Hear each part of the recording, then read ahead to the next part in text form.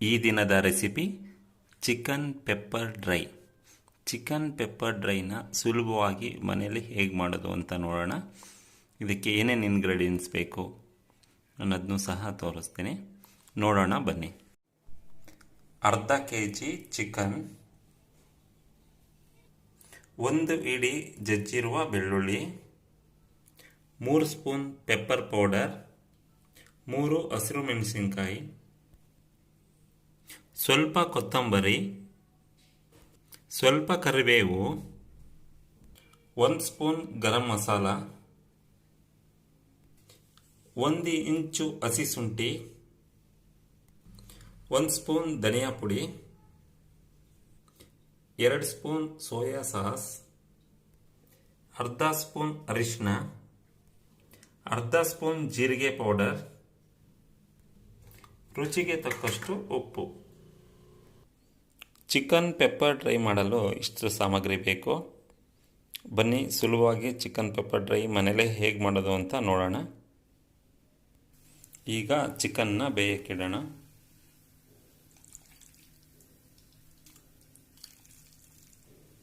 ಈಗ ಇದಕ್ಕೆ ಅರಿಶಿನ, 1 ಸ್ಪೂನ್ ಉಪ್ಪನ್ನು ಹಾಕ್ತಾಯಿದ್ದೀನಿ. ಚಿಕನ್ನ ಅರಿಶಿನ ಮತ್ತು ಉಪ್ಪು ಹಾಕಿ ಬೇಯಿಸೋದ್ರಿಂದ ಸಾಫ್ಟಾಗಿ ಬರುತ್ತೆ. ಹಾಗೆ ಡೈರೆಕ್ಟ್ ಫ್ರೈ ಮಾಡೋಕ್ಕೆ ಹೋದರೆ ಅದು ರಬ್ಬರ್ ಥರ ಹಾರ್ಡ್ ಆಗುತ್ತೆ. ಹಂಗಾಗಿ ಫಸ್ಟ್ ನಾವು ಚಿಕನ್ನ ಬೇಯಿಸಬೇಕು. ಚಿಕನನ್ನು 10 ಮಿನಿಟ್ಸ್ ಅರಿಶಿನ ಮತ್ತು ಉಪ್ಪು ಹಾಕಿರೋ ನೀರಲ್ಲಿ ಬೇಯಿಸಬೇಕು. ಈಗ ಚಿಕನ್ ಬೆಂದಿದೆ, ಇಷ್ಟಾದರೆ ಸಾಕು. ಸ್ವಲ್ಪ ಎಣ್ಣೆ ಹಾಕಿ ಕರಿಬೇವು ಹಾಕೋಣ,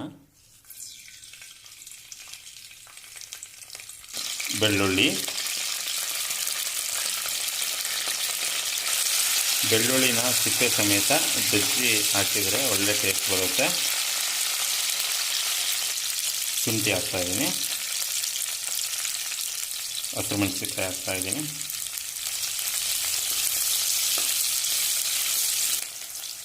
ಈಗ ಬೆಂದಿರುವಂಥ ಚಿಕನ್ ಹಾಕೋಣ.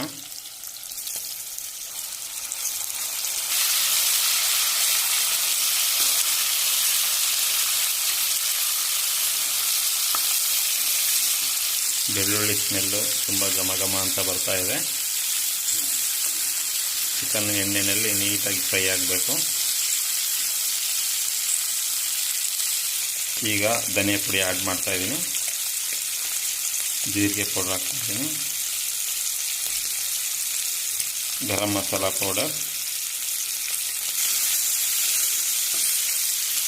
ಫ್ರೈ. ಈಗ ಪೆಪ್ಪರ್ ಪೌಡ್ರನ್ನ ಆ್ಯಡ್ ಮಾಡ್ತಾಯಿದ್ದೀನಿ.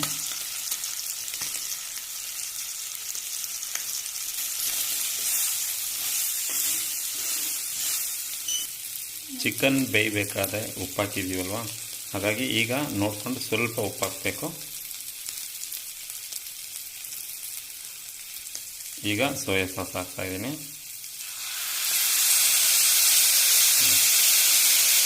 ಸೋಯಾ ಸಾಸ್ ಹಾಕಿ ಈಗ ಸ್ವಲ್ಪ ಕೊತ್ತಂಬರಿನ ಆ್ಯಡ್ ಮಾಡ್ತಾಯಿದ್ದೀನಿ. ಇದಕ್ಕೆ ನಾಟಿ ಕೊತ್ತಂಬರಿ ಹಾಕಿದರೆ ತುಂಬ ಟೇಸ್ಟ್ ಚೆನ್ನಾಗಿ ಬರುತ್ತೆ. ಕೊತ್ತಂಬರಿ ಮತ್ತು ಬೆಳ್ಳುಳ್ಳಿ ಸ್ಮೆಲ್ಲು ಘಮ ಘಮ ಅಂತ ಬರ್ತಾ ಇದೆ. ಈಗ ಚಿಕನ್ ಪೆಪ್ಪರ್ ಡ್ರೈ ರೆಡಿಯಾಗಿದೆ.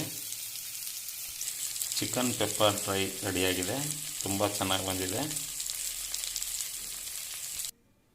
ಚಿಕನ್ ಪೆಪ್ಪರ್ ಡ್ರೈ ರೆಡಿಯಾಗಿದೆ. ತುಂಬ ಸುಲಭವಾಗಿ ಮನೇಲಿ ಮಾಡ್ಬೋದು, ತುಂಬ ಟೇಸ್ಟಿಯಾಗಿದೆ.